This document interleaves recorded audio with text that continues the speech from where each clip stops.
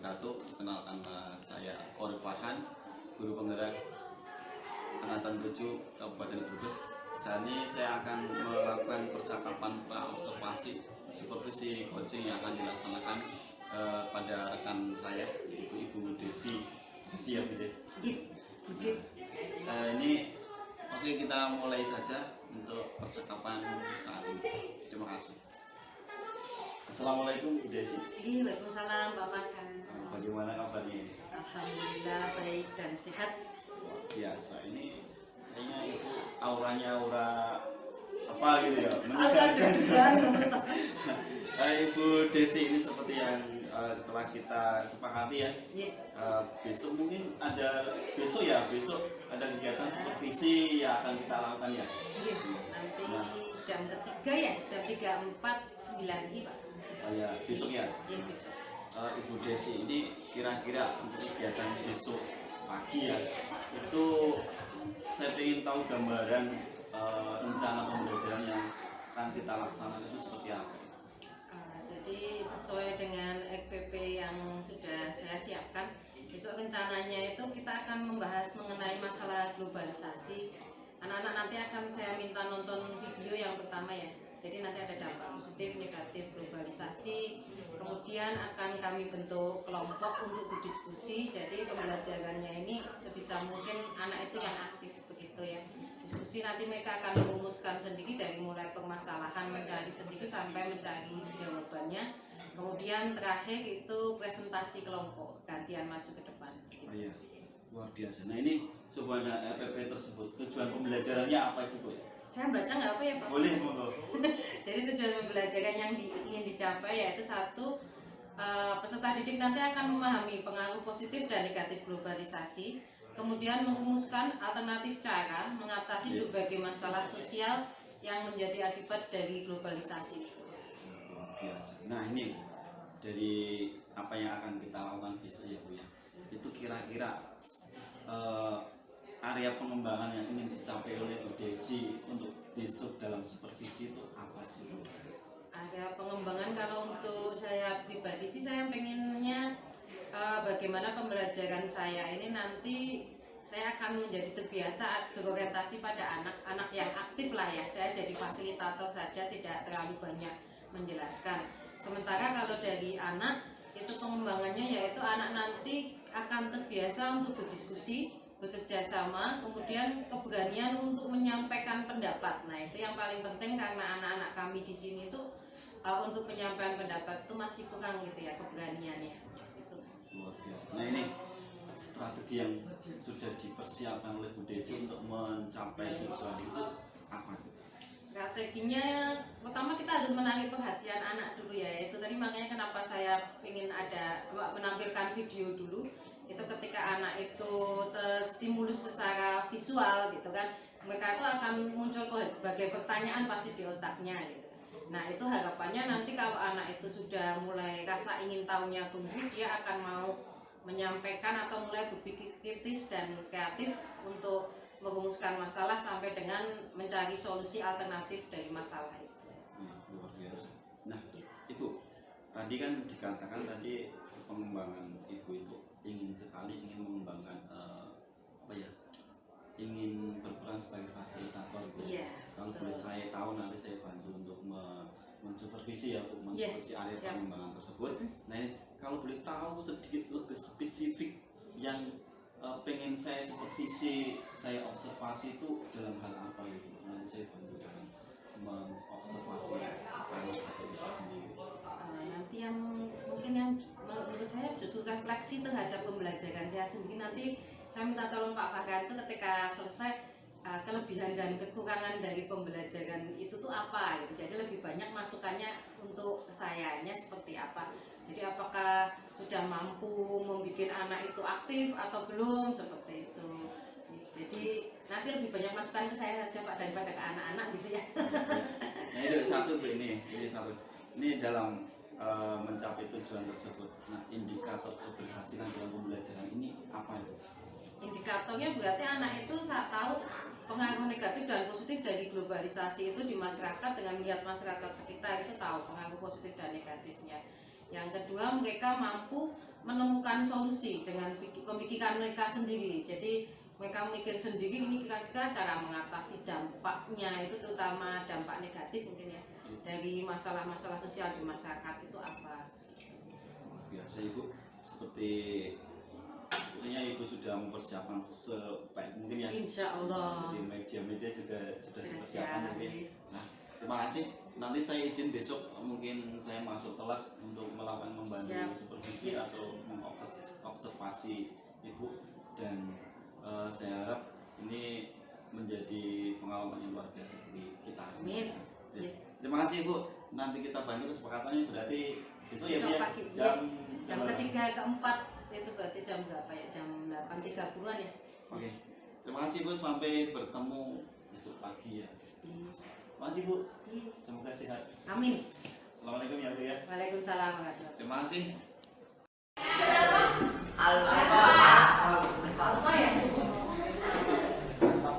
Masih kebajikan mungkin? Ada yang masih kebajikan? Ya, hari ini apa yang akan kita bahas anak-anak, yaitu dampak positif dan negatif modernisasi. Kemarin kita sudah ekonomi maju atau berkembang ke arah yang lebih baik untuk tercapainya kehidupan masyarakat yang lebih berkembang dan makmur. modernisasi. Kalau tidak salah Ibu kemarin bilang ada proses, betul nggak? Transformasi dari masyarakat yang kurang maju atau tradisional ke masyarakat semakin berkembang atau maju. Kalau namanya proses itu berarti ada perubahan. Perubahan itu pasti ada dampaknya. Dampaknya apa? Bisa positif, bisa negatif. Ini yang akan kita bahas hari ini. Kita lihat dulu tujuannya apa? Satu, menjelaskan pengaruh positif dan negatif modernisasi. Jadi setelah pembelajaran ini harapannya kalian itu bisa mendefinisikan mana yang perubahan positif, mana yang perubahan negatif. Nah, kalau sudah bisa menjelaskan yang pengaruh positif dan negatif, kemudian apa? Bisa merumuskan alternatif cara mengatasi perubahan yang negatif, terutama ya, bagaimana caranya biar tidak terkena dampak negatif. Nah, ini pengertian yang tadi kalian bacakan. Modernisasi adalah bentuk transformasi dari keadaan yang kurang maju atau kurang berkembang ke arah yang lebih baik. Ada kata lanjutnya, dengan harapan akan tercapai kehidupan masyarakat yang lebih maju dan makmur. Macam-macam bentuk modernisasi nanti bisa dipelajari kemudian. Kita akan lihat. Silahkan perhatikan sebentar.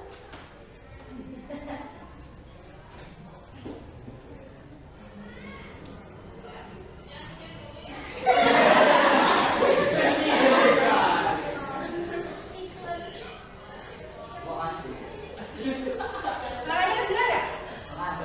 Kedengeran? Jelas? Oke, nanti sebentar, nanti bisa ulangi.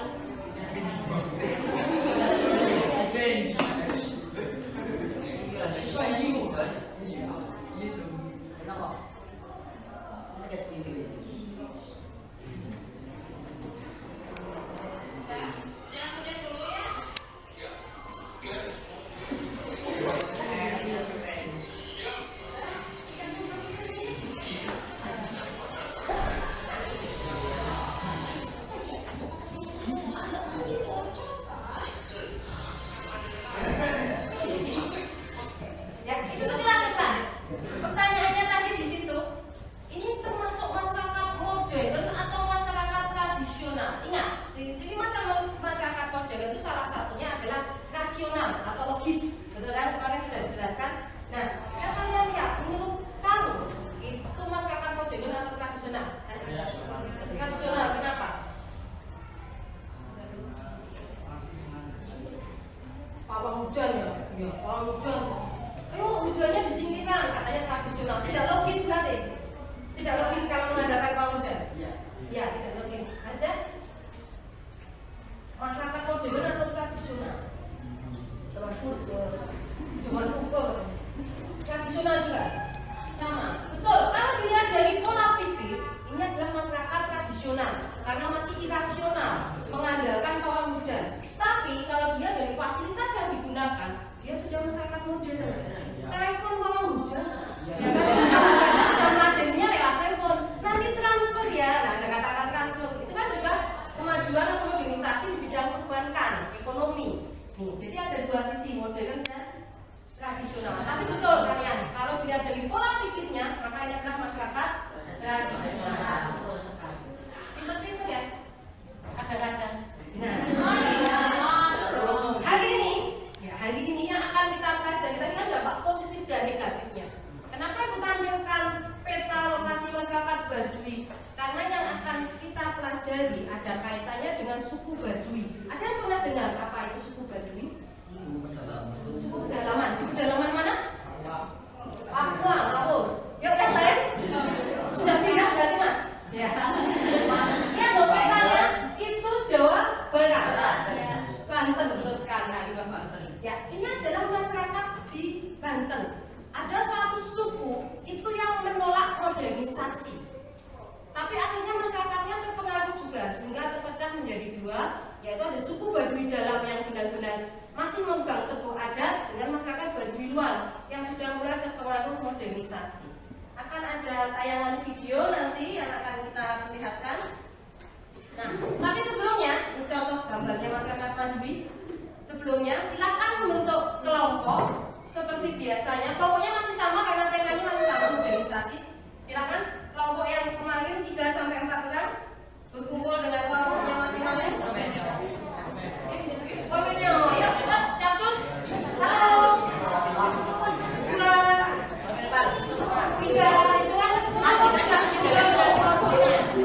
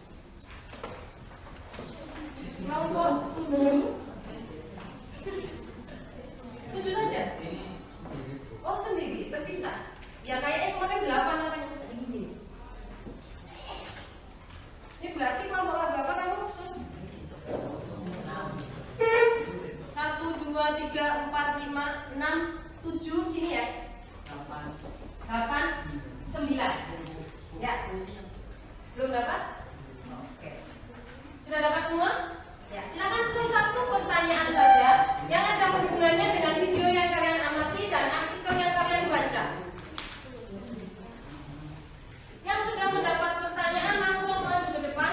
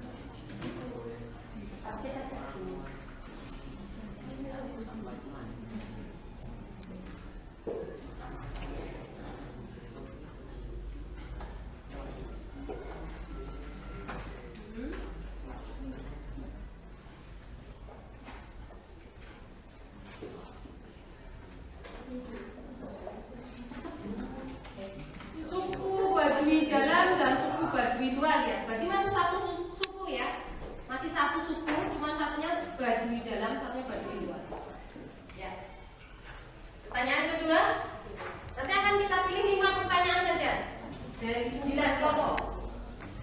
Yuk, yang kedua, yang laki-laki, ya.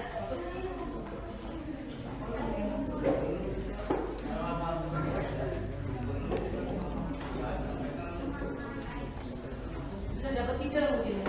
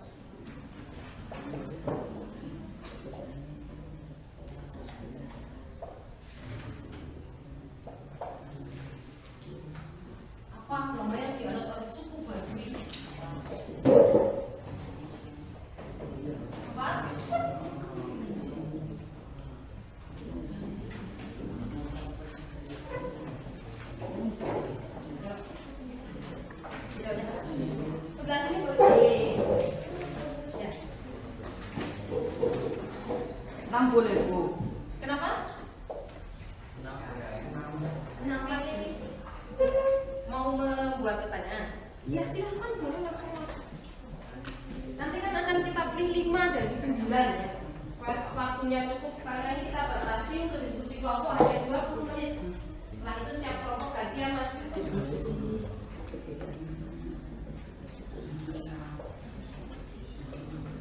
Mengapa di daerah Suku Baduy dalam tidak menggunakan alat transportasi mobil?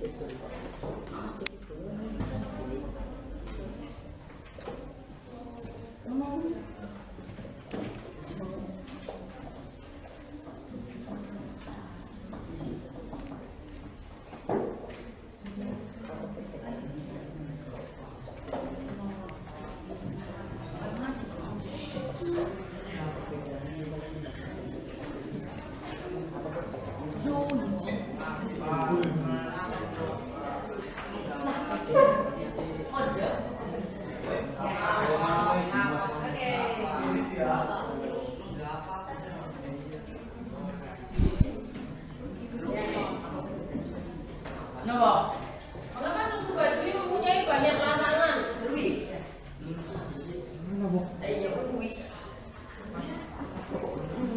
Dua kelompok lagi ya belum? Kelompok mana?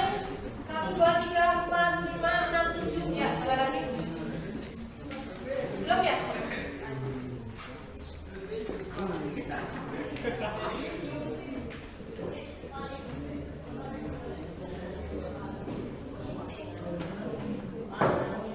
Tidak diperbolehkan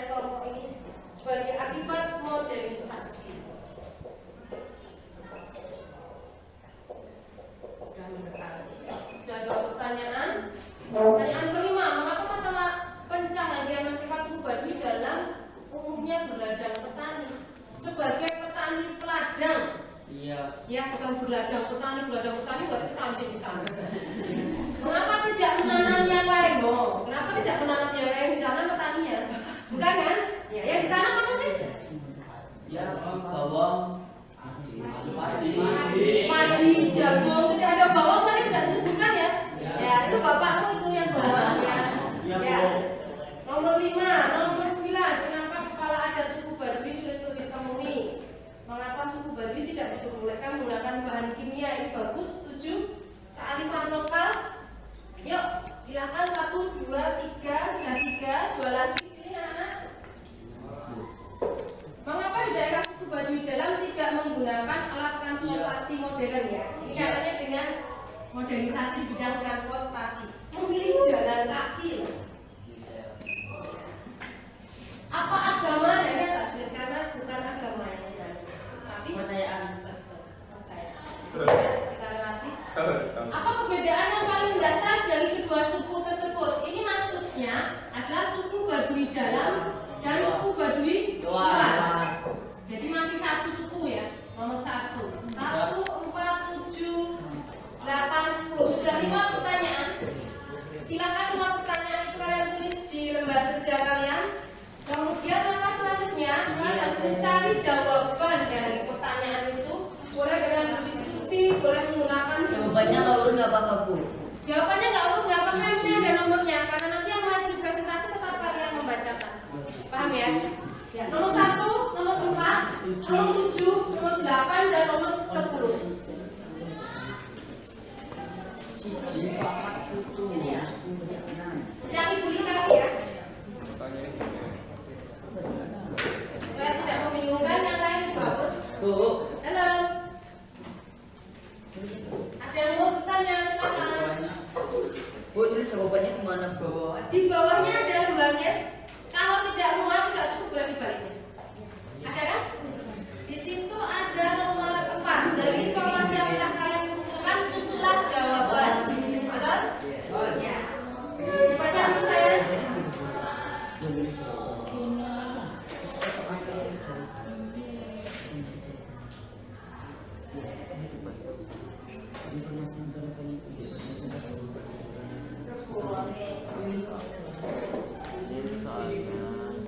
Adik tulis. Ingat nomor 1 ini jadi nomor 2. Nomor 3. Nomor 4. Nomor 5.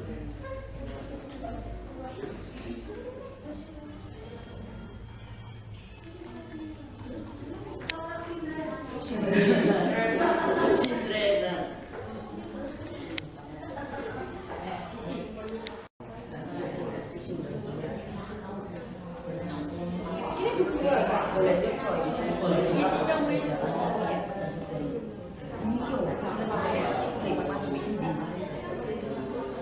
pesannya apa? Sampai susah juga.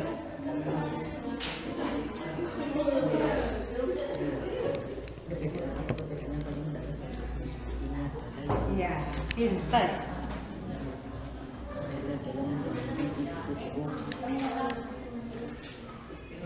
Ada kesulitan?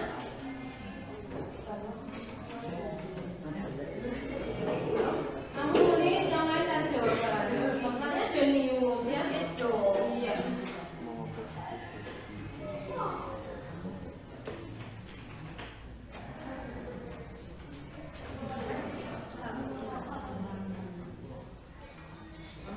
Jawaban langsung dijawab.